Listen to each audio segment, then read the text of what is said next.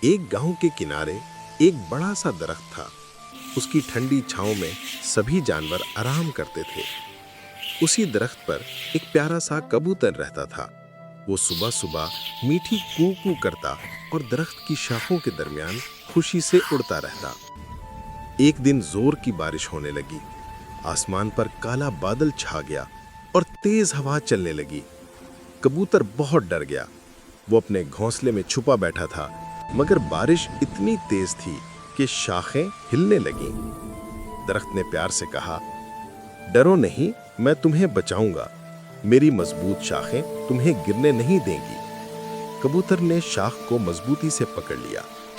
درخت نے اپنی بڑی بڑی شاخیں پھیلا کر تیز ہوا کو روک لیا۔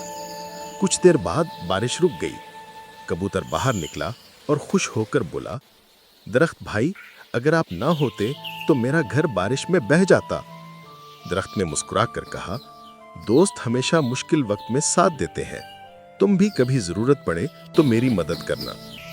چند دن بعد کچھ لکڑہارے آئے۔ وہ درخت کو کاٹنا چاہتے تھے۔ کبوتر نے یہ دیکھا تو فوراً اڑ کر گاؤں والوں کو خبر دی۔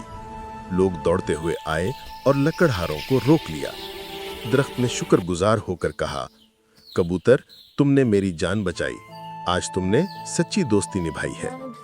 اس دن کے بعد درخت اور کبوتر کی دوستی اور بھی گہری ہو گئی۔ کبوتر روز آ کر گیت گاتا اور درخت اسے سایہ اور پناہ دیتا۔ سبق: سچا دوست وہ ہے جو مشکل وقت میں ساتھ دے۔